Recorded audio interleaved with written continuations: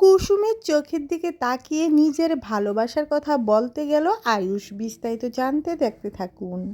বন্ধুরা, কুসুম সিরিয়ালে আমরা সবাই দেখতে পারবো দেবলীনার কাছে ছুটে যায় কুসুম, কারণ ইন্দ্রাণী তাকে আদেশ করেছে। বলছে, ঈশান সাহেবের সঙ্গে আপনার বিয়েটা হবে, আমি আপনাকে কথা দিচ্ছি।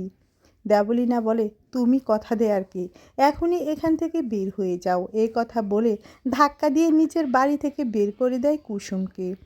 এদিকে দেবলীনার ধাক্কা খেয়ে নিচে যখনই লুটিয়ে পড়তে যাবে কুসুম, ঠিক সেই মুহূর্তে চলে আসে আয়ুষ। আয়ুষ এসে কুসুমকে ধরে ফেলে।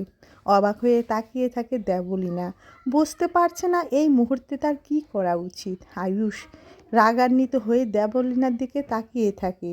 কুসুম ভাবতেও পারেনি আয়ুষ এসে কুসুমকে জড়িয়ে ধরবে। এবার কি তাহলে দেবলীনাকে উচিত শিক্ষা দিয়ে নিজের মনের কথা খুলে বলবে কুসুমকে আয়ুষ? আপনাদের ঠিক কী মনে হচ্ছে? মতামত জানিয়ে দিন কমেন্ট করে। ভিডিওটি ভালো লাগলে লাইক করুন, চ্যানেলকে সাবস্ক্রাইব করুন। ধন্যবাদ সবাইকে।